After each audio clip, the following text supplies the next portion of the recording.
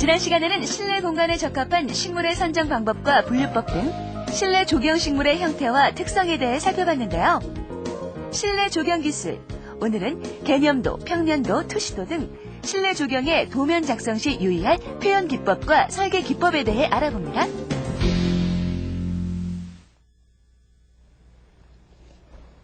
안녕하세요. 김수연입니다.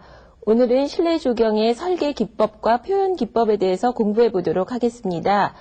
이 시간은 실내 조경 기사 시험을 대비하시는 분한테도 도움이 될 것 같고요. 실내 조경을 설계도에서 표현하는 다양한 기법들을 알아봄으로써 여러분들이 보다 본격적이고 전문가로 다가서실 수 있는 그런 기회가 되겠습니다. 그런데 이 도면 작성에 있어서는 대표적으로 개념도와 그 다음에 평면도, 인면도, 그리고 투시도 정도를 여러분들이 그리는 방법을 알아보시면 되는데요. 개념도라는 것은 러프하게 공간을 분리한다거나 또는 동선을 확인해 주는 도면이 되겠고요. 이것을 보다 구체적으로 평면도에서 수목의 위치와 수목의 크기 같은 것들이 확인이 되면 되고요. 이런 것들을 인면도나 단면도에서 수목의 높이 같은 것들이 확인되어서 수목의 형태 등을 알아볼 수 있도록 그리시면 되겠습니다. 그리고 이걸 투시도상에서 보다 입체적으로 표현을 해주게 되면 여러분들이 도면을 통해서 앞으로 되어질 공간에 대해서 예측하실 수 있게 되는 것이죠. 자, 그러면 이러한 도면에 대한 것들을 구체적인 그림을 보면서 잠시 후에 공부해 보도록 하겠습니다.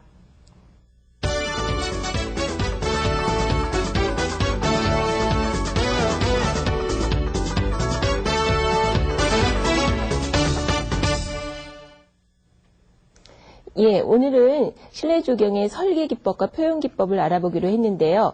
보통 실내 조경 기사 시험에 출제되는 그 문제부터 먼저 여러분들과 공부해 보도록 하겠습니다. 먼저 개념도에 대해서 알아보도록 하겠습니다. 개념도라는 것은 전체적으로 그 공간이 가지고 있는 개념에 대해서 러프하게 스케치하면서 그 내용을 여러분들이 계획에 넣으시는 건데요. 그 사례를 한번 보도록 하겠습니다. 그 사례는 자, 지금 보시는 그림처럼요. 전반적으로 주어진 공간 안에 전체적으로 수경시설, 그 다음에 휴게시설, 녹지시설 이런 식으로 공간을 구획하는 도면입니다. 그러니까 이 예제는 지하철 공간에 실내 조경이 도입되는 사례인데요. 여기에서 이 개념도 상에서는 구체적으로 수목의 종류 같은 것이 나오는 것이 아니라 그 안에 들어가는 공간 분할이 되어지는 것이죠. 그리고 출구와 이 안에 동선의 형태 같은 것들을 계획에 넣으시는 것입니다. 그래서 이거는 자연스럽고 러프한 그림을 그려주게 되는데요. 이 단계에서 꼭 필요한 내용들하고 여러분들이 계획에 넣으셔야 될 사항들을 분석을 하셔야 하는 것입니다. 그래서 이 개념도는 간단하지만 여러분들이 이 단계에서 계획을 잘 잡으셔야지만 좋은 설계가 이루어질 수 있겠죠. 그런 다음에 이것을 실제적으로 구체적으로 보여주는 도면은 수목 상세도라고 할 수 있습니다. 그 사례를 한번 보시도록 하겠습니다. 자, 지금 이것이 식재 상세도인데요. 여러분들께서 실내 조경 도면에서 지금 식재 상세도 그리는 이것이 포인트가 됩니다. 그래서 여러분들이 지금 보면은 평면상에서 수목의 크기와 위치와 그 다음에 수량 등이 나타나게 되는 것입니다. 그래서 이런 식재 상세도를 그려라 하게 되면요. 지금 그림처럼 식재대 안에 수목의 위치가 그려지고 그 다음에 같은 수종끼리는 이렇게 중심 포인트를 연결시켜서 여기에서 인출선을 내려서 여기에 식물의 종류와 그 다음에 식물의 규격, 그 다음에 전체적인 숫자를 앞에다 적어주는 것입니다. 그리고 이러한 도면이 그려지게 되면 전반적으로 식물의 위치나 크기를 알 수 있지만 이것을 수목 수량표라고 해서 한번 정리를 해주셔야 됩니다. 수목 수량표를 한번 보겠습니다. 수목 수량표가 지금 보는 것처럼 수종명, 규격, 수량이 나오는 것인데 여기서 여러분들이 아라우카리아와 같은 것은 키가 큰 교목 종류입니다. 그래서 이런 식물은 H와 W로 표시를 해준다고 언젠가 말씀을 드렸는데요. 이런 방식이 있고 키가 작은 식물일 경우에는 규격을 여러분들이 정하실 때 치포트라는 단위를 씁니다. 이것이 다른 분야에선 쓰여지지 않는데요. 실내 조경 분야에서 쓰여지는 단위입니다. 이 치포트라는 것은 그 화분의 규격을 얘기하는 거라서 4치포트, 뭐 3치포트, 5치포트 이렇게 있는데 1치는 3cm입니다. 그러니까 4치 포트라는 것은 12cm 정도의 포트를 얘기하는 거죠. 그래서 작은 식물들은 이 치포트를 규격으로 해서 여러분들이 확인을 하시면 되죠. 그래서 지피용 식물들은 이런 치포트 단위로 규격을 계산하게 되고 보통 1치를 3cm로 계산하신다는 것을 기억을 하시면 되겠습니다. 그리고 높이에 관해서는 계속 H로 같은 방식으로 표현을 해주시면 되겠습니다. 그래서 이렇게 수목 수량표를 통해서 규격하고 수량을 정리를 해주셔야지만이 이어지는 견적을 산출할 적에 계속적으로 여러분들이 이해하실 수 있습니다. 그리고 이어서 인면과 단면에 대한 사례를 한번 보도록 할까요?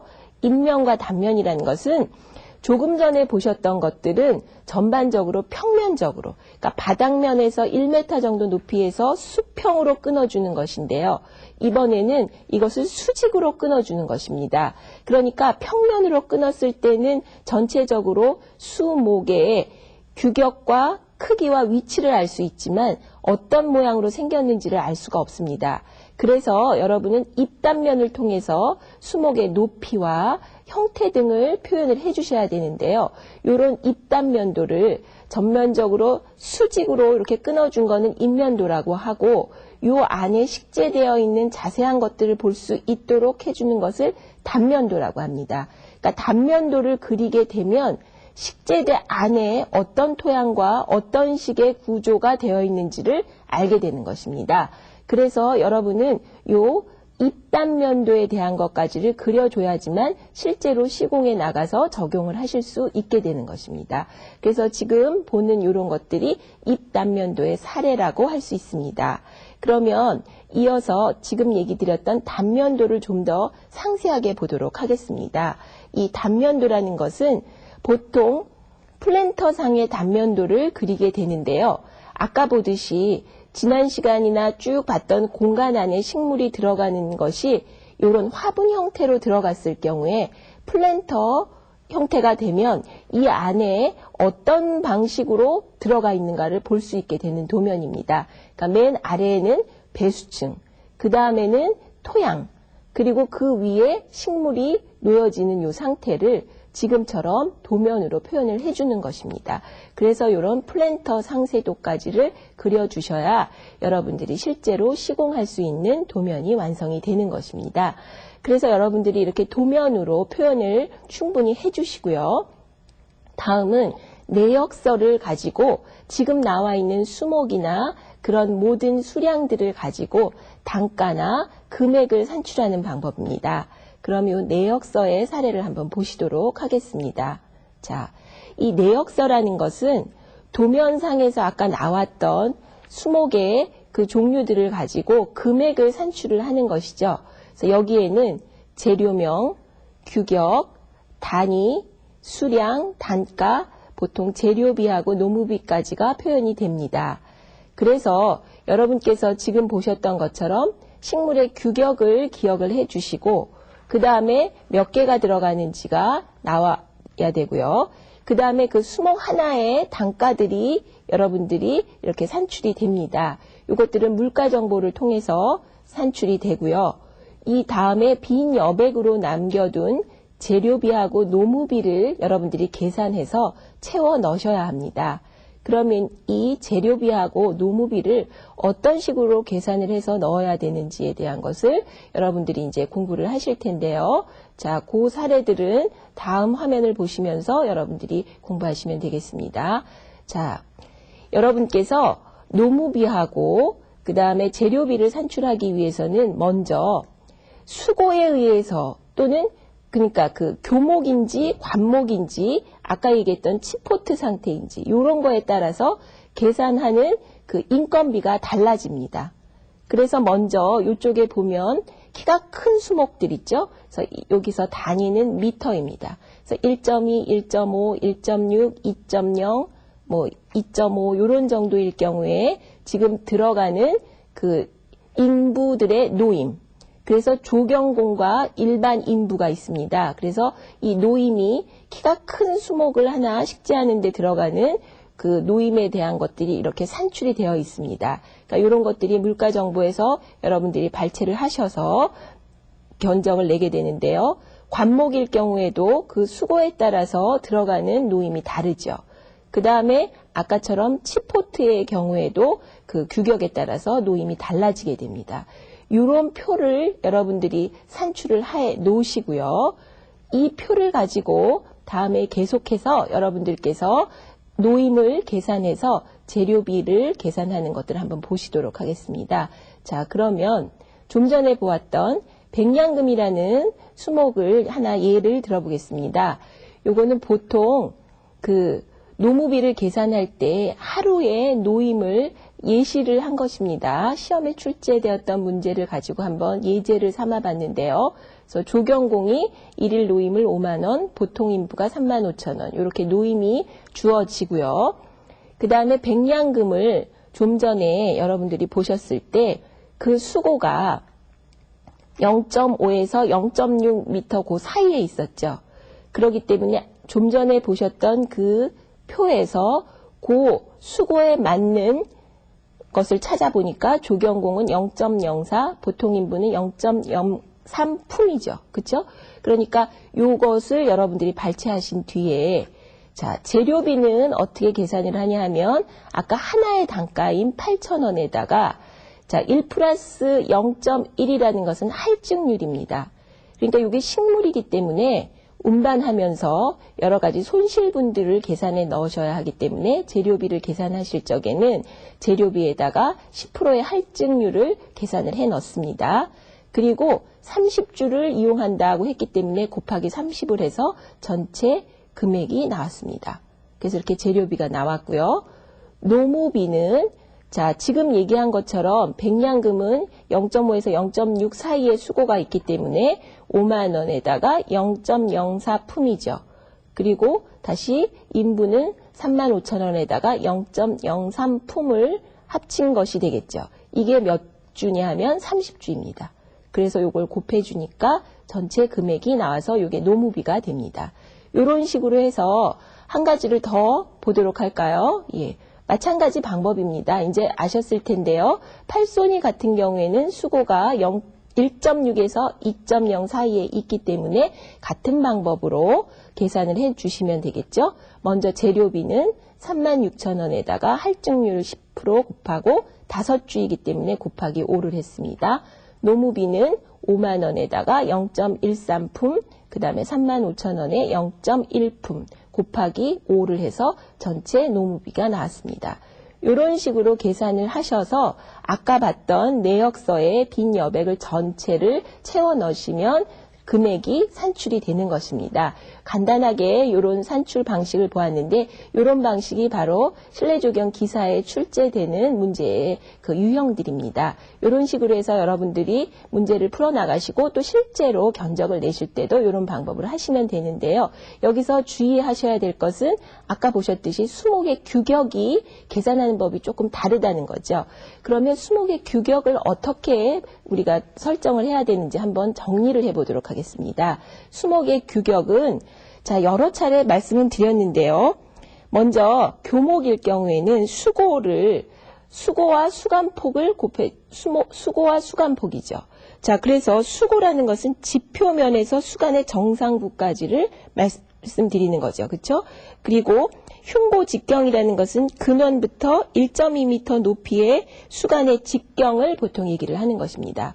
자, 그리고 다음은 관목에 관한 것을 얘기 드리겠습니다. 관목이라는 것은 여러분들께서 키가 좀 작은 수종이죠. 그래서 마찬가지로 지금 얘기하는 수간폭을 이해하실 수도 있고요. 그 다음에 보통 이제 흉고 직경이라는 단위를 여러분들이 쓰게 되고 또 근원 직경이라는 것을 쓰게 되는데 이것은 이제 수형에 따라서 여러분들이 이런 것을 유의하시면 되겠습니다. 그래서 그 바닥에서부터 여러분들이 수고를 측정하시고 수형에 따라서 흉고나 또는 근원 직경을 측정하시면 되겠습니다. 그런데 아까 흉고 직경을 여러분들이 할 적에 한 가지이면 괜찮은데 여러 가지 쌍간일 경우에는 그 흉고 직경의 합의 70%에 달하는 그것이 수목 최고 흉고의 직경보다 클 때는 이것을 선택하는 것이 좋고 반대로 작을 때는 최대 흉고 직경을 채택하는 것이 보통입니다. 그리고 근원 직경은 흉고 직경을 여러분들이 많이 쓰는데 관목이나 만경목이나 어린 묘목 같은 데에서는 지금 얘기했던 근원 직경을 쓰는 것이 좋고요. 특수한 수형이나 용기 같은 것에서는 여러분들이 그거에 맞는 특별 시방서에 맞춰서 요것들을 측정하시면 되겠습니다. 그래서 만경목이라는 것은 덩굴성 식물을 얘기하는 거죠. 이런 덩굴성 식물일 때는 줄기의 길이라든지 근원 직경 같은 것들을 여러분 가지고 하시면 됩니다. 그러니까 이런 것들을 왜 말씀을 드리냐 하면 그 식물이라는 건 자주 말씀드리지만 공산품이 아니고 그 형태라든지 이게 자연스럽기 때문에 그 수형에 따라서 또 크기에 따라서 그 수치를 측정하는 방법이 약간 다를 수 있는데 그런 부분들을 참고해 넣으시면 견적을 내시는데 크게 문제가 없을 것이고 수목의 규격을 설정하는데 크게 문제가 없을 것입니다. 자, 그러면 이 내용들을 이어서 잠시 후에 계속 공부하도록 하겠습니다.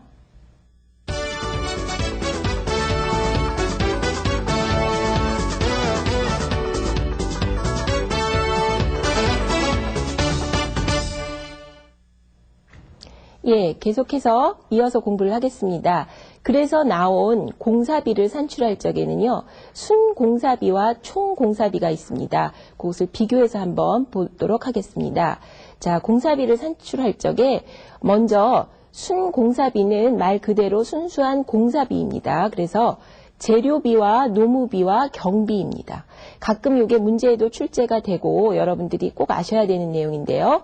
재료비는 직접 재료비와 간접 재료비를 포함한 전체 재료비와 노무비, 그 다음에 경비가 포함이 돼요. 가끔 이 경비는 어떤 내용이냐 하는데 이것은 산업보험료와 안전관리비, 기타 이런 것들을 포함시켜서 순공사비를 계산하시면 되고요.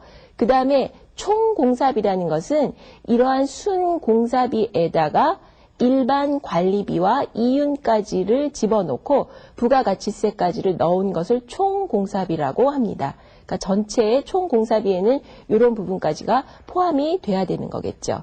그렇게 되면 여러분들이 견적에서 산출해야 될 내용들이 거의 산출이 되는 것입니다. 그래서 이런 식으로 공사비가 다 결정이 되고 나면 이제 시방서라는 것들을 여러분 작성하셔야 될 텐데요. 이 시방서라는 것은 도면에서 나와 있지 않지만 반드시 알아야 될 내용들을 설명해 주는 서류가 되는 것이죠. 그래서 시방서에 대해서 한번 알아보도록 하겠습니다.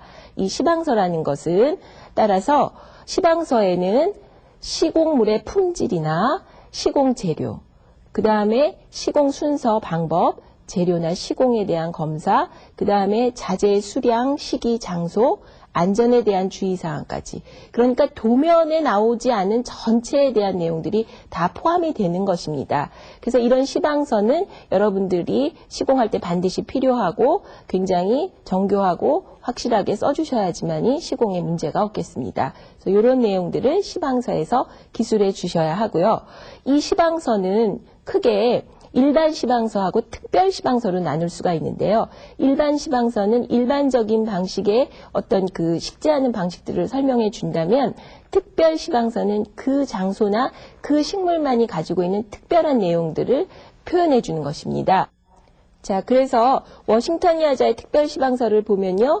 그 식물의 규격이 나와 있고 그 다음에 그 식물이 어떻게 굴곡되지 않고 직간이고 원형이어야 하고 웃자라지 않은 것이고 어떤 이런 세밀한 부분까지 이렇게 제시를 해주는 것이죠. 그 다음에 분의 크기는 근원직경의 4배인 어느 정도가 좋겠고 잔뿌리 발달이 좋아야 한다. 이런 세부적인 것들을 설명해 주는 것을 말씀드립니다. 그러니까 표준에서 이런 특별 시방서까지를 여러분들이 점검을 해 놓으셔야 되겠습니다. 자, 이번에는 이런 것들을 우리가 이제 다양한 표현 기법으로 넘어가 보도록 하겠는데요. 좀 전까지는 실내조경 기사 시험에 출제되는 그런 경향에 따라서 보았는데 이거 외에도 실내조경 공모전이라든지 이런 데서는 다양한 표현 기법을 요구합니다. 그래서 여러분들이 그 사례들을 한번 보시도록 하겠습니다.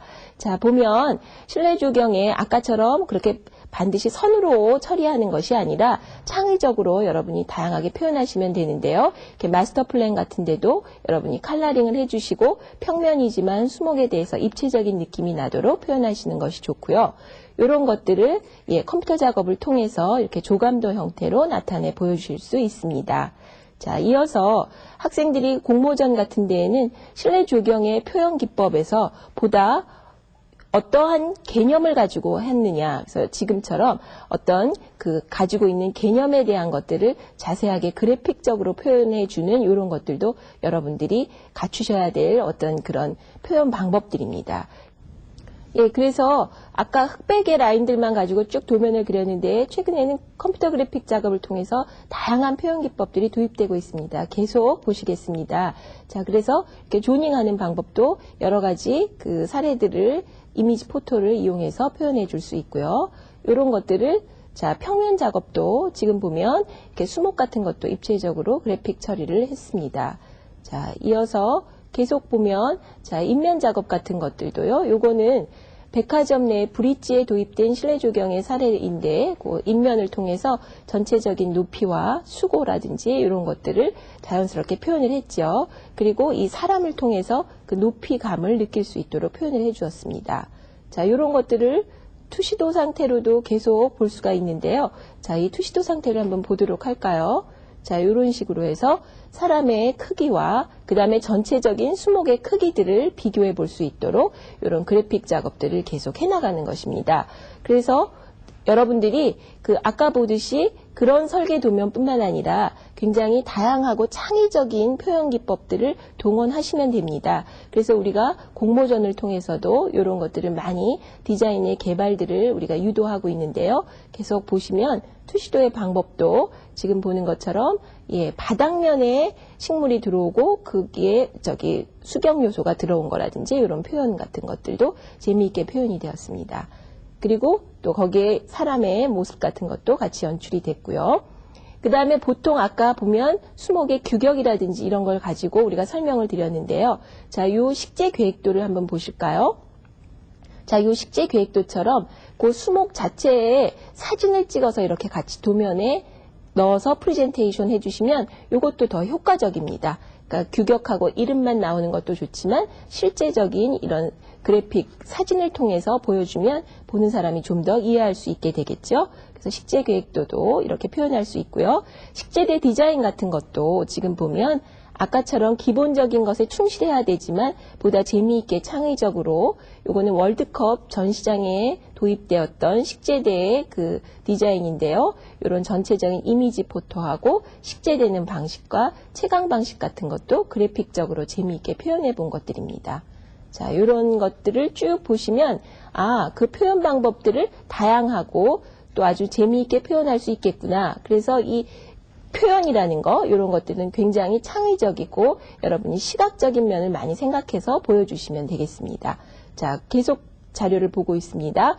그래서 이것을 3차원 상태로 여러분들이 프레젠테이션을 하게 되면 지금처럼 이 전시관 내에 식물이 들어간 상태가 이렇게 보여질 수 있죠. 그래서 평면에서 입체로 들어가면서 이런 그림들을 여러분들이 보시고 있습니다. 자, 그리고 식재대 안에 식물이 들어간 것 같은 것도 지금 이렇게 여러분들이 표현을 해 보실 수 있습니다. 그래서 표현의 상태가 굉장히 자연스럽고 다양하다는 거 느끼실 수 있을 텐데요. 이런 식으로 식물을 재미있게 표현하시면 되고 또 한 가지의 방법은 모형을 제작하는 것입니다. 그 사례를 한번 볼까요?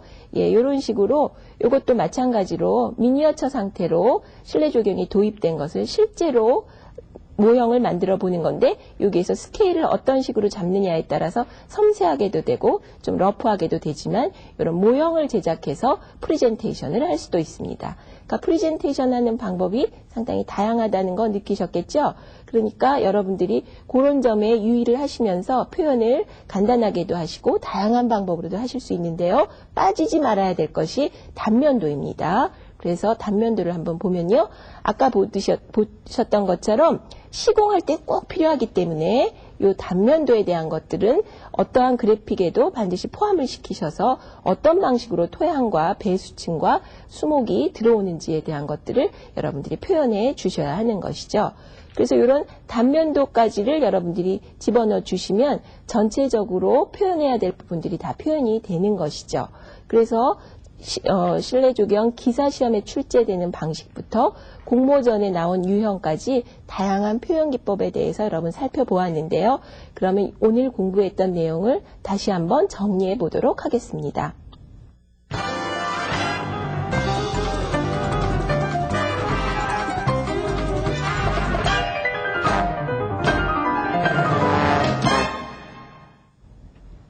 예, 오늘 공부했던 것들은 실내 조경의 설계 기법과 다양한 표현 기법들이었습니다. 그래서 설계 기법에서 설계도를 작성할 때 반드시 필요한 도면에 대한 것들을 설명드렸고요. 그 다음에 설계도뿐만 아니라 일반적인 서류인 견적서와 내역서에 대한 것들까지를 설명을 드렸습니다. 그리고 이어서 공모전이나 프리젠테이션을 할 때 필요한 다양한 표현 기법에 대한 것도 여러분에게 예시로 많이 보여드렸습니다. 그러면 그 중에서 꼭 기억해야 될 것들, 견적서를 만드실 때 순공사비와 총공사비의 비교에 대한 것들 한번 정리해 보도록 하겠습니다. 자, 순공사비는 아까 얘기했던 것처럼 재료비와 노무비와 경비, 그리고 경비 안에 산업보험료, 안전관리비, 기타 항목이 들어갔고요. 총공사비에는 순공사비와 일반관리비, 이윤, 그리고 부가가치세까지를 포함시켰습니다. 그리고 여러분들이 수목을 결정해서 그 크기를 표현하는 방법을 교목과 관목으로 나눠서 설명드렸는데 다시 한번 정리해 보겠습니다. 교목에는 수고와 수간폭으로 주로 설명하는 것이 좋고요. 그 다음에 관목에는 수고와 수간폭과 수고 근원 직경 또는 수고와 수간 길이, 그 다음에 수고와 가지수 이런 방법으로 수형에 따라서 여러분들이 그 표현을 하시는 것을 배웠습니다. 그리고 여기에서 이용됐던 단위는 미터 단위였고 근원 직경이나 흉고 직경에서는 센티미터 단위였습니다. 이 단위에 대한 것도 기억을 하시면서 여러분들이 실제적으로 이런 것들을 표현하실 때 이 점을 기억하시면 될 것 같습니다. 그래서 오늘 배웠던 내용들은 여러분이 실제로 실무에 나가서 일하실 적에 도면을 작성하신다든지 서류를 작성하신다든지 또는 프레젠테이션을 하셔야 할 적에 기억해야 될 내용들을 가지고 공부해 보았습니다. 내용이 다소 많았지만 여러분들이 한번 정리를 하시면 될 것 같고요. 다음 시간에는 시공을 가지고 여러분과 공부를 해볼 텐데요. 이러한 부분들은 실무에서 반드시 필요한 내용이기 때문에 여러분들이 꼼꼼히 기억하셨다가 현장에 나가서 그대로 실천해 보시는 것이 실내 조경 전문가가 할 일이라고 하겠습니다. 그러면 다음 시간에는 시공 방법을 가지고 공부해 보도록 하겠습니다. 감사합니다.